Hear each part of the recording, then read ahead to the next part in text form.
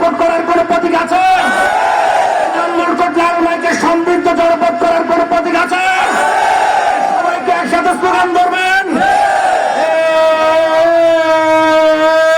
কোন সব প্রতীক? সবাই মিলে 10 দলের চট্টগ্রামে নাঙ্গলকোটে লালমাইকে রাজশাহীর বড়ুয়াতে দক্ষিণ জেলায় আইসে মুসে প্রেসে বাজাসে জিতসে সেসে নারে তাকবীর। আরো সমস্যা চিৎকার দিয়ে বলেন নারে তাকবীর। আসসালামু আলাইকুম। আমরা আপনাদের আশ্বস্ত করতে চাই, জামাত ইসলামীর দ্বারা অন্য কোন দলের কোন নেতা কর্মী নিগ্রহের শিকার হবে না। নাঙ্গলকোট থেকে হানাহানির রাজনীতি, হামলা মামলার রাজনীতি কবর রচনা হবে ইনশাআল্লাহ। এর গোছানোর জন্য আমি এমপি হব না ইনশাআল্লাহ।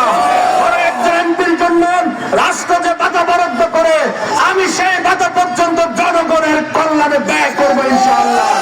সুতরাং এদেশের জনগণের ভালোবাসা নিয়ে, সহযোগিতা নিয়ে, ব্যালট বিপ্লব সাথে নিয়ে আগামী দিনে নতুন নাঙ্গলকোট লালমাই গঠনে আমরা অগ্রসর হবো ইনশাআল্লাহ।